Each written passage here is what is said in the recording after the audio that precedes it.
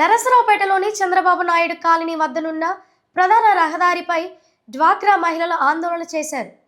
తమ ఆర్పీ చల్లా కోటేశ్వరి తమను మోసం చేసిందని బాధితులు ఆరోపించారు.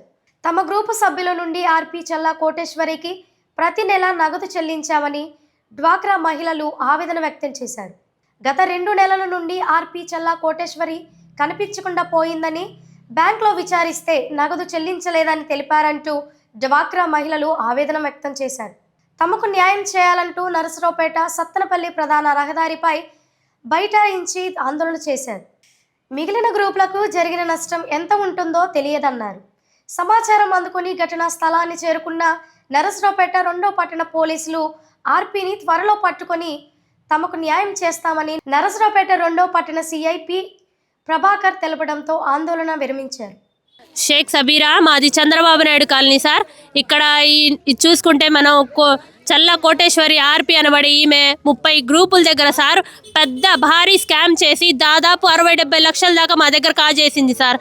మేమైతే కూలీ నాలి చేసుకొని బ్రతికే వాళ్ళం సార్. ఇప్పుడు బ్యాంకు వాళ్ళేమో మాకు నోటీసులు పంపించి ఆంధ్ర బ్యాంకు, యూనియన్ బ్యాంకు కానీ, స్టేట్ బ్యాంకు కానీ ఇట్లా మా మీద వచ్చి వాళ్ళు ఒత్తిడి చేస్తున్నారు సార్. ఇప్పుడు మేము ఈ అమౌంట్ మొత్తం ఎక్కడి నుంచి తీసుకొచ్చి కట్టాలి? ఈ డబ్బులు ఎవరు? ఇప్పుడు దీనికి బాధితురాలు ఎవరు? ఆమెని పట్టుకొస్తామంటున్నారు. ఇప్పుడు దాకైతే ఆమె వెళ్ళిపోయి దాదాపు 1 రోజులు అవుతుంది. ఇప్పుడు దాకైతే ఆమె నుంచి మాకు ఎట్లాంటి రెస్పాండ్ అయితే రాలేదు సార్, ఇంకా వచ్చిందని చెప్పేసి.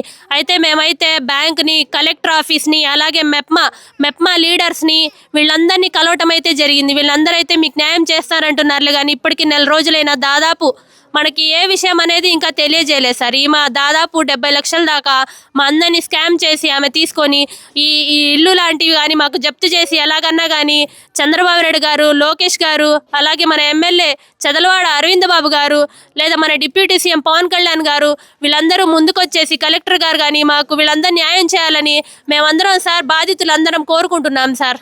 నా పేరు మేరీ అండి. మాది చంద్రబాబు కాలనీ, సత్తెనపల్లి రోడ్లో, నరసరావుపేట. మేము డోక్రా మహిళలు అండి. అయితే మాకు డోక్రాలో కొంచెం అమౌంట్ పోయింది. దానివల్ల మేము బ్యాంక్కి వెళ్ళటం జరిగింది. బ్యాంక్కి వెళ్తే ఇదిగో ఈ అమ్మాయి మేము డబ్బులు కడతాము. అమ్మాయికి, ఈ అమ్మాయి పేరు కోడేశ్వరి. ఈ అమ్మాయికి మేము బ్యాంకులో డబ్బులు కట్టమని చెప్పి నెల డబ్బులు ఇస్తాము. అయితే మేము బ్యాంక్కి వెళ్ళామండి. అంటే మాకు లోన్ అయిపోయి వచ్చింది. లోన్ తీసుకున్నాము, లోన్ అయిపోయి వచ్చింది. లోన్ అయిపోయి వచ్చేసరికి అమ్మాయి 2 నెలల నుంచి అగబట్టలేదు. లోన్ పెట్టుకోవాలని చెప్పి అమ్మాయి ఇంటికాడికి వెళ్తే అమ్మాయి అగబట్టలేదు. అగబడిపోయేసరికి మేము బ్యాంక్ కాడికి వెళ్ళడం జరిగింది. బ్యాంక్ కాడికి వెళ్ళి అమౌంట్ అని కట్టామా లేదని చెప్పి మేము బ్యాంక్ లోన్ వాళ్ళని అడిగాము. అడిగితే అమ్మ ఈ పేరు మీద ఈ లోను 12 నెలలు కట్టాలని చెప్పారు. అదేంటి సార్, మాకు అయిపోయింది, మేము 2 నెలలు కడితే అయిపోద్దని చెప్పాము. మీరు కట్టాల్సిందేనమ్మా 12 నెలలు అన్నారు.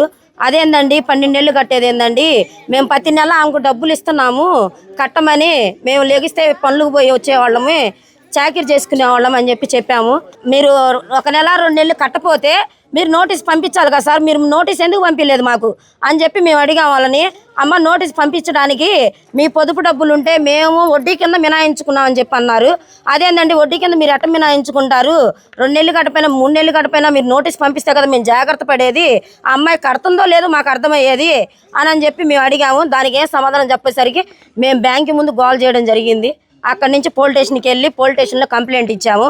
పోలీసు ఎస్ఐ గారు మరి అది 20 రోజులు పట్టిద్దో, 30 రోజులు పట్టిద్దో, నెల పట్టిద్దో తెలియదు మాకు. ఎస్ఐ గారు అన్నీ రాసుకొని మేము నోటీస్ పంపిస్తామమ్మా అన్నారు. నోటీసు మరి బ్యాంకుకి పంపించారంట. అక్కడి నుంచి రావడం జరిగింది. మాకైతే తెలియదు అని చెప్పి ఇవాళ మేము ఇలాగ మీడియా ముందుకు వచ్చి మా బాధలు చెప్పుకోవడం జరుగుతుందండి.